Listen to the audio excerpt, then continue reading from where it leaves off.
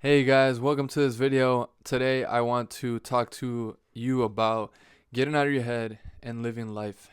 This is something that's very special to me because I'm someone who has spent so much time in my head, and I feel like I wasted a lot of the time, the precious time that I had on this earth, just kind of wasted living in my head. And sometimes I even thought that I was living my life by being in my head because I don't know. It's like, oh, but I'm in my head because I thought I was like this righteous person and, all these things. And I was just really judging other people and thinking that I was better than them and thinking that I knew what was best for them. And so I spent so much time in my head. But I can assure you that as I've been able to get more and more out of my head and more into my body and more into the present moment and more immersed in what I'm doing on a day to day basis and just developing my empathy and love for people, it is so much better to be out of your head. And so I want to talk a little bit about what that journey looked like for me to get more out of my head, more into my body, more into the present moment, and really overcome or heal from my perfectionist mindset. And if you follow my content, you know that I do talk about perfectionism quite a bit because it's probably the biggest struggle that I've had in my life is trying to be a perfectionist. Even right now, there's a degree of it that I can feel inside of me. I'm like, oh, am I staying on topic? Am I doing this right? Even as I make this video. So I'm still in the process of letting it go. It's a lifelong process.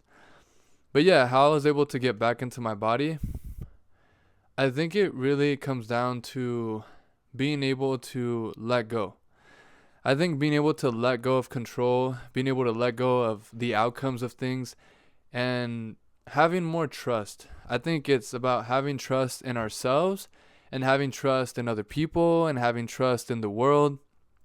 And ultimately, also just being a more optimistic person towards ourselves, first and foremost. Because I think before, like years ago, before I started my sort of inner self work journey, I would be a very positive person, but it was kind of a toxic positivity where if something bad happened, I'd pretend like it didn't happen, and I would make everything into something positive. Even things that were definitely not positive, I would somehow make it positive. I had no capacity, emotional capacity to be able to admit to I feel depressed, I feel angry, I feel sad. It was like always like I'm always good. And now when I talk about positivity, I am referring to positivity and being kind towards myself while acknowledging my truth. I feel depressed, I feel angry, I feel sad. Now let me comfort myself. Like if I had a best friend who was angry, sad, depressed, I would comfort them by nowadays the way I would comfort them if someone was upset, give them space to be able to vent. No judgment, just a safe space for them to be able to vent. If someone's sad, maybe just give them a hug or something, and ask them how they're doing, and again, giving them a safe space to talk, and not really for me to even tell them what to do, but just for me to give them a safe space to be able to talk and maybe show them some physical love if that's the type of love that they like.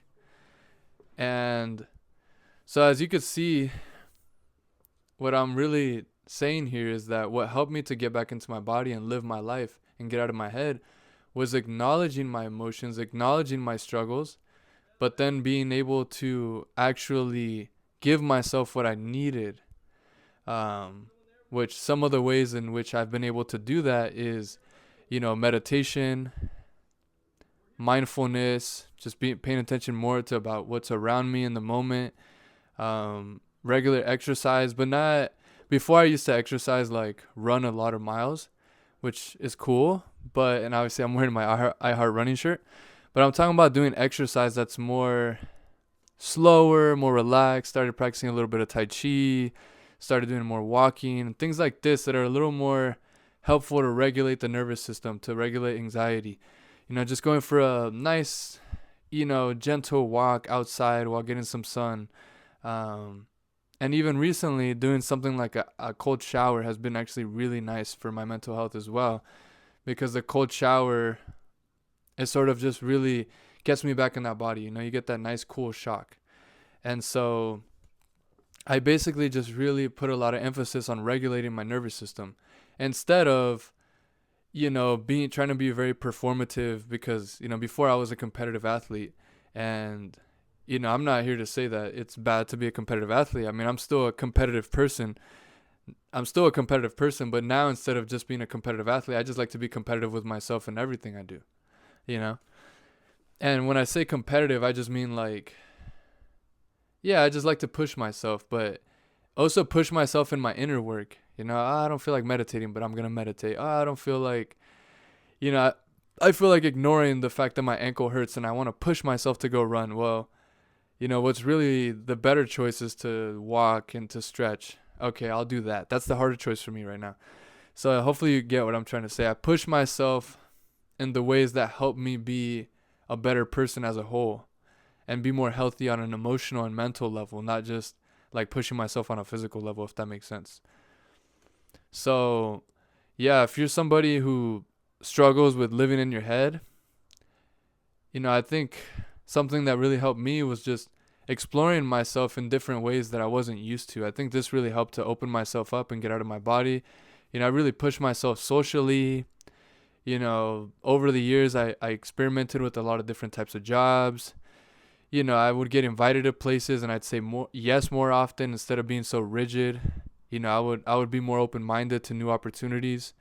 And all these things helped me to develop more self-awareness and ultimately kind of learn what I like and what I don't like, which ultimately led to me being able to sort of regulate my mental, emotional, physical self, so that way I can be on a baseline level just more healthy and more present, which allows me to be out of my head.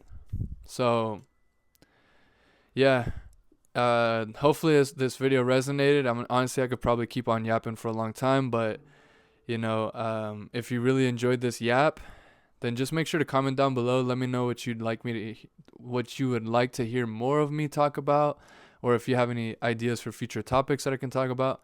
But nonetheless, I just want to say thank you so much for making it this far. I seriously appreciate you, and I really hope that there's been some value in this video.